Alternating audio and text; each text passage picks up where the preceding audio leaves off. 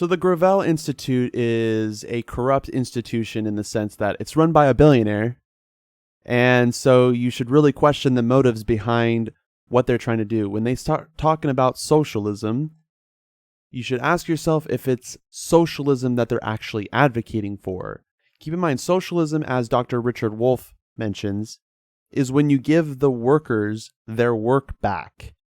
So you don't let the CEOs run the country. You don't let the banks run the show. Instead, you let the workers decide what happens with their products that they make. So this video is called How Socialists Can Win Elections. Now keep in mind that most social democrats think that they can reform capitalism because capitalism is the thing that they want to maintain. The Gravel Institute is a capitalist institution. That's why they only compare European countries and they fail to ever mention Russia or China and how their socialism works. They always like to mention the most capitalist continent in the world, Europe. For a long time, socialism was a dirty word. Republicans called everyone from Harry Truman to Bill Clinton a socialist. In a few short years, everything has changed. Everything has changed. I don't think a lot has changed. I think we still have the politics of Bill Clinton. I mean, do you see who the president is? This is February 19th of 2021. Yeah, we have the person who invented the crime bill, who drafted the crime bill, who wrote the fucking bill. That guy is our president right now. Not a lot has changed. We still have, and by the way, Fox News calls him a socialist. What are you talking about? A lot has changed. Democratic socialist almost became the Democratic presidential nominee. This guy is not a socialist. Bernie Sanders is not a socialist. And if you don't understand why that is, then I highly recommend you just look up any video of why Bernie Sanders is not a socialist. There's like tons of videos on this. Twice. He's a capitalist. Polls show socialism is soaring in popularity, and a huge number of young socialist people of color are getting elected to office. Socialists like Jamal Bowman in New York and Jamal Bowman. This guy. The guy that says, for more information concerning work and views related to health, please contact our office. What the fuck are you talking about? He's not a socialist. And not even close. He's just a Democrat. He's just Nancy Pelosi. It's like calling Nancy Pelosi a socialist at this point. Cori Bush in Missouri are defeating and Cori Bush is also not a socialist. If she was a socialist, she'd be advocating for socialism. She's not. When's the last time she advocated for socialism? incumbent congresspeople. Black and brown working class socialists are winning seats in state legislatures and city councils. No, they're not. There are Democrats that are. They are not socialists, though. And the biggest name in the Democratic Party is a Latina socialist from the Bronx. And she's not a socialist. She just dropped Medicare for all. She's not fighting for that anymore. She's not fighting against Nancy Pelosi in any way. She's voted with Democrats almost 100% of the time. And every time she didn't, it was during times when she could not vote and get away with it and still pass Pelosi's agenda.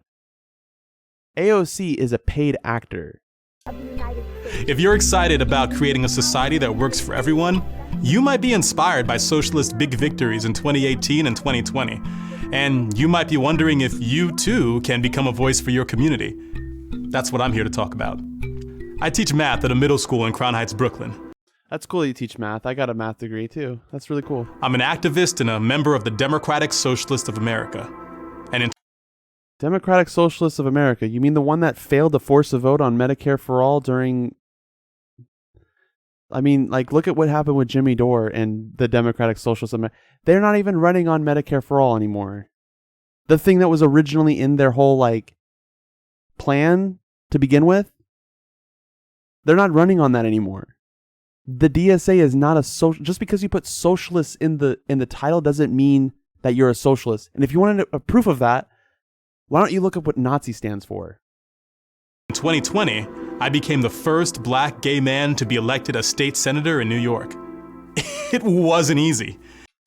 That doesn't mean anything. We had a black president, and guess what? The response was a Black Lives Matter movement. That was the response to a black representative holding the most amount of power that a black representative could hold, and we still failed.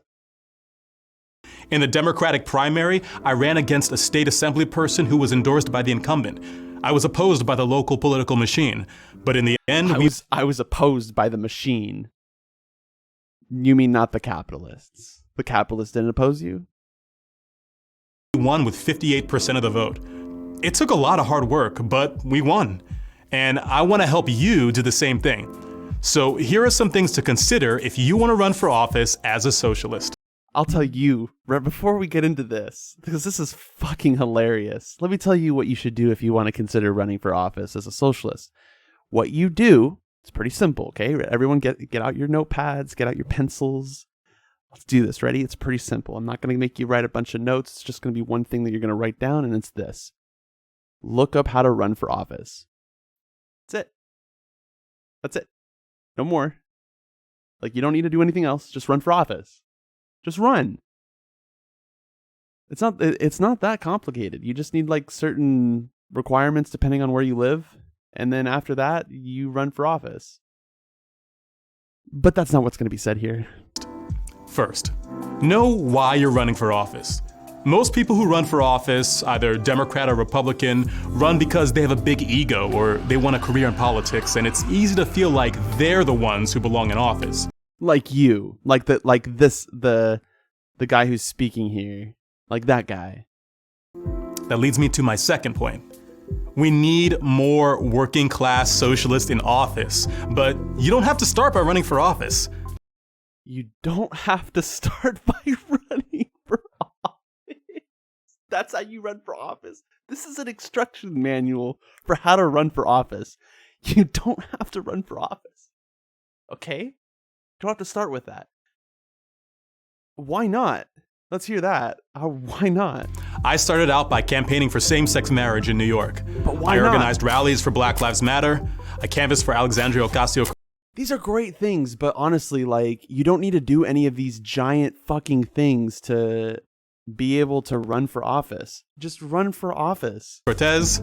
I worked on access to affordable housing with the Democratic Socialists of America. There's that DSA again. Wasn't new to these struggles. By the time I ran for office, I'd been fighting for years, and I was part of a broader movement for justice. So that's what he's saying is you have to be part of a big thing in order to be a big deal. But that's not true. That's not true. It's not true. Movements are made up of activists and organizers, and the best campaigns are powered by people. You can do an incredible amount of good by working as a tenant organizer or contributing to unionization campaigns. Or running for office, because this is an instruction manual for how to run for office, because we need more people running for office. Even though the media likes to focus on the big electoral victories, the real progress comes from thousands of small victories fought for by people you might never hear about. No, most of the big things in the US that people care about are the things that were done by big movements and big people with lots of power. So what he's really trying to say here is, if you're going to run for office, don't go big, go to the local parties. Vosh did the same suggestion too. I heard him say the other day, we should be going out there and running for those local parties, local campaigns. We should be running for local elections, not those big state and federal elections. No. Don't worry about those. If you're a socialist, don't worry about those. Well, then which socialist is going to do it? If you're saying don't do that, then who's going to do it? And on top of that, we have nobody there. So we have plenty of socialists in smaller offices, but we don't have any socialists in the federal office. So we should be advocating for more powerful socialists. And that's not what they're doing. They're doing exactly the opposite thing. If you do want to run for office, consider where you are most needed. There are a ton of really important positions in local or state politics that don't get as much attention as Senate or congressional races, but are incredibly influential. But not as influential. but not as influential. Ships, city or town council seats, state legislatures, school boards, positions at the county level. So much power is held in offices with elections that go uncontested. There are a lot of uncontested elections. Yes, that's true. And if you can run for uncontested elections, great. Do that. But there is so much in this narrative saying, don't run for federal office. Don't run for president. Why not? If you want to do that, then go for it. You'd be surprised how far you can go. Yeah, you'd be surprised how far you can go with federal elections too. Because no one's running, and third parties are going to be a big deal. They're already a big deal. I mean, look at what Gallup poll said recently. There are more independents than Republicans now. Third parties are going to be a huge deal pretty soon here. Third, focus on the material issues that shape the lives of your constituents. Socialism is about material change, helping people in real, tangible ways with programs and policies that ensure everyone has access to free healthcare, decent housing, and a good education. Okay, yeah, I agree with those things. Don't run on technocratic tweaks. Be ambitious. You can run on all the tweaks you want. I'm shitting on Gravel Institute, and I know a lot of you are going to say, oh my gosh, you're attacking the left. But in reality, I'm attacking the left from the left. There's no attacking the left head on. That's not a thing. If you're attacking someone head on, then that means you agree with each other. If you're attacking from the left, that's a good thing. If you're attacking from the right, that's probably a bad thing. Ambitious. Campaign on systems that ensure people have what they need to survive and thrive. Or you can just advocate for socialism. Just the whole thing. Right? And we don't need systems here and there. That's what he's trying to do. Reform this, reform that, reform this system, reform that system. No. Let's reform the whole fucking thing. Talk about the issues you've experienced in your community. Is rent too expensive? Do nurses and doctors not have enough funding? Do local schools not have enough money? Or instead of increasing funding in these things, we just mandate socialism. Because that's what socialists want. It's socialism. You get all of these things with socialism, and then some, and then a bunch more. And fourth, if you lose, don't be afraid to try again. In 2017, I ran for city council and came up short. It was tough. But a few years later, I tried again running for state senate and won. So don't be discouraged. State senate? Didn't you discourage people from running for that kind of shit? No, it was state legislatures. He was okay with state legislatures. He's not okay with running for federal office for some reason. Just run for office. Just run for office. That's all you got to do. Just run for office. And yeah, if you lose, run again. And work hard for running for office. That's it.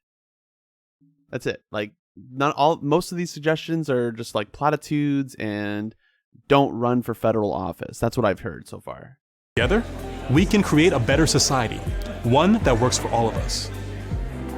I'm Jabari Brisport, New York State Senator for the Gravel Institute. So a lot of that was just fluffy stuff, and unfortunately, he doesn't actually give like really solid good advice here. But it's like mediocre advice. And that's kind of like the thing about Gravel Institute, is that if you watch their videos carefully, it's like the modern PragerU. It's like the left version of PragerU. It's problematic because the things that they advocate for have a built-in narrative behind it, and that narrative is funded by a billionaire. If you think that you can trust a billionaire, then you have to ask the question, why are they still a billionaire? If you're a billionaire, it's just because how do you become a billionaire? You exploit the workers. You exploit people. So maybe we shouldn't be listening to a guy who made his money exploiting people and exploiting workers. Yeah, he's the furthest left candidate in the Democratic Party. That doesn't mean he's a socialist. That doesn't mean he's a socialist. And just because you label yourself as a socialist doesn't mean you're a socialist. And again, if you want an example of that, look at the Nazis. You know what you should do if you're a socialist and you're thinking about running for office? Run for office. Run for as high as office as you can imagine. If you can see yourself running for federal office, you'll probably lose the first election and then you'll win the second one.